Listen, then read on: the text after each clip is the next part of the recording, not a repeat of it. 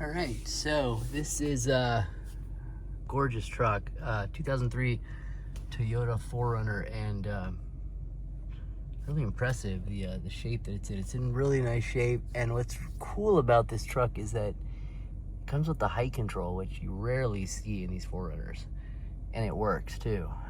So we're in the normal setting. Let's go ahead and test it out.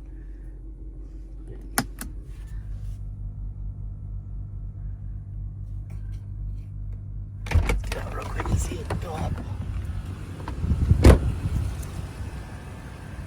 Right, so now the truck is raising to the high position.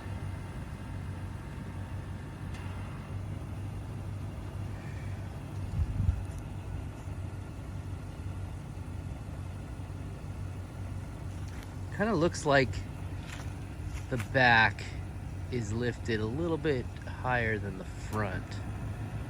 Oh wait, there it goes. Hear it?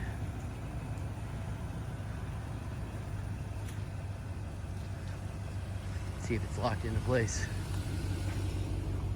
All right, so now it's locked into high. Back seems like it's a little bit higher than the front.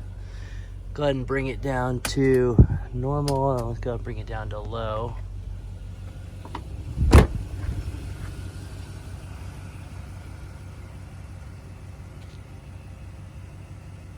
Okay, you can see the back starting to go down.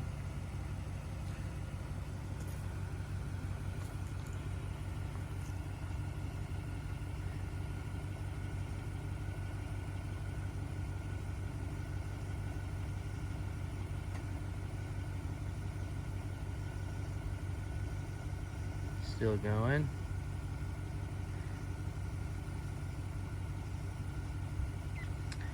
See if that's now in the low position. Yep, okay.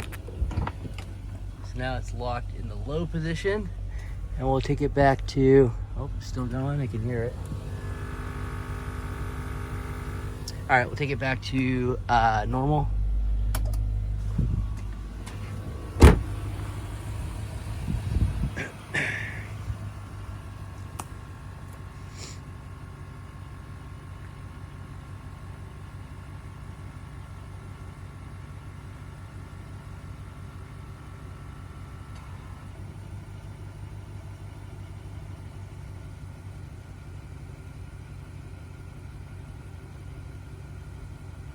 Okay, so there it is.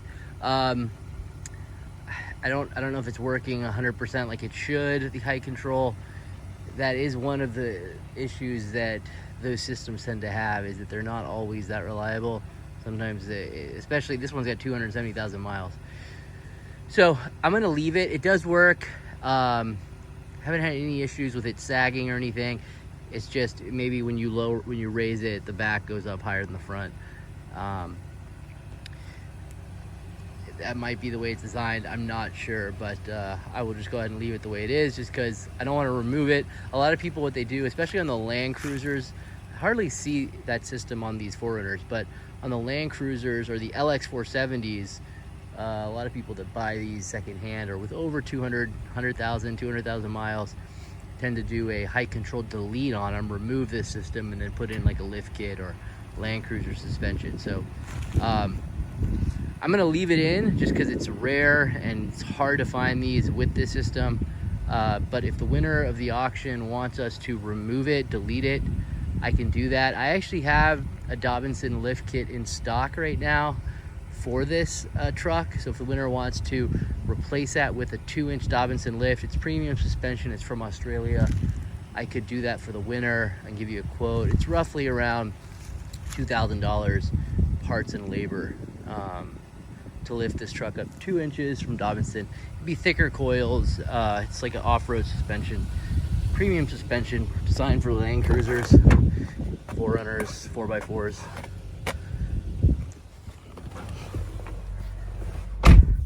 So the undercarriage is very clean, hardly any rust. Actually, let me just go and show.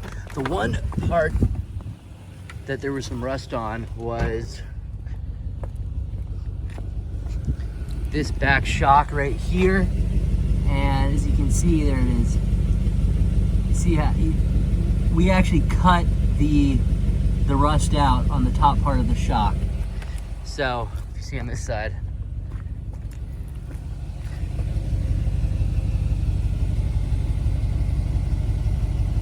that one goes all the way.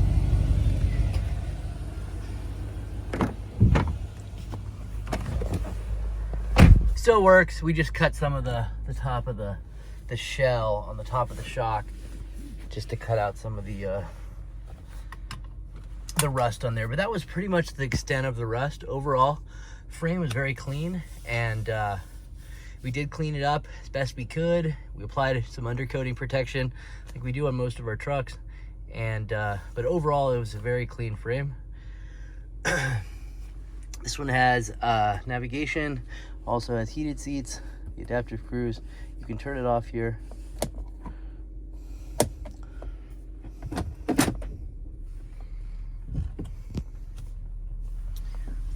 Center locking differential, and this is for the power outlet that's in the compartment.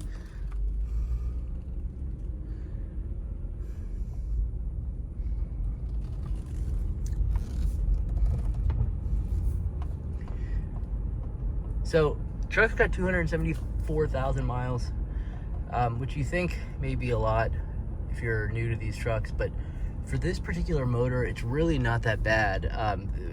These engines, this is the 4.7 V8. It's the same engine as the Land Cruiser, and they're known for being bulletproof and running forever almost. It's funny because we deal with Land Cruisers all the time. That's pretty much what we focus on: Land Cruisers, 4Runners, 4x4s. And I've yet to come across a Land Cruiser, either at the dealer auction or as a trade-in or just anywhere, that actually needed a power, like a motor or a transmission. They hardly ever go bad.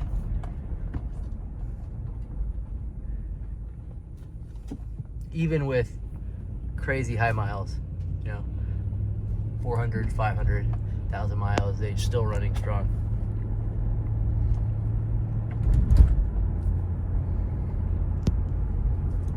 Pretty wild. We actually have a 80 series that we got.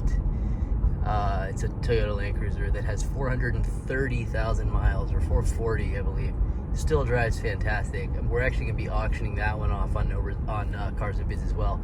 No reserve, so that should be interesting. I'm curious to see what that'll sell for, with such, even with such high miles. But it drives great, and there's hardly any rust, and very clean. So 270 is just breaking in on this engine. Main thing you want to do on these is timing belt, the water pump. This one, I gotta check the sticker again, or the service records. I think it was done at 203 3,000 miles. So it's about time to do the timing belt. And so if the winner of the auction wants us to go ahead and replace that, I can do it for $600 parts and labor. It's this, we do them all the time on the Land Cruiser. It's the same engine. And that'll include timing belt, water pump, tensioners, pulleys. I would probably suggest to do that, unless it's been done, unless it's already been done recently. But it looks to me like it was done 70,000 miles ago, so it's about time.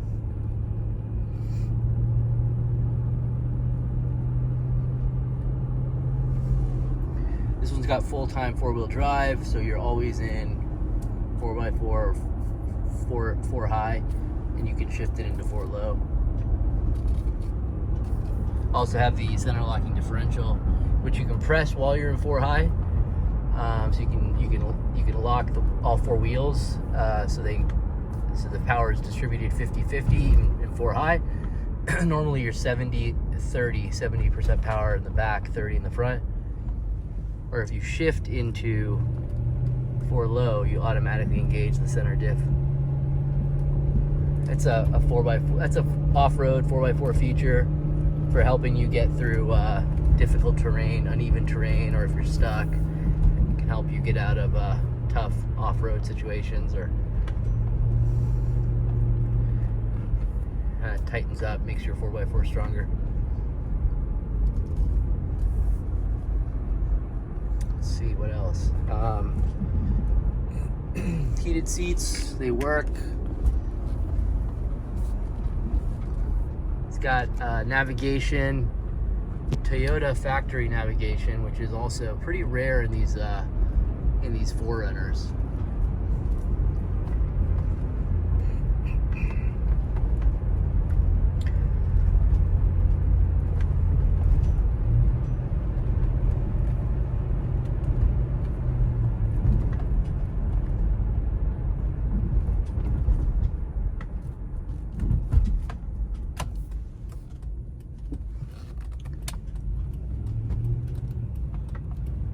But overall, this truck was really well taken care of. We hardly had to do anything to it. The oil's been recently changed.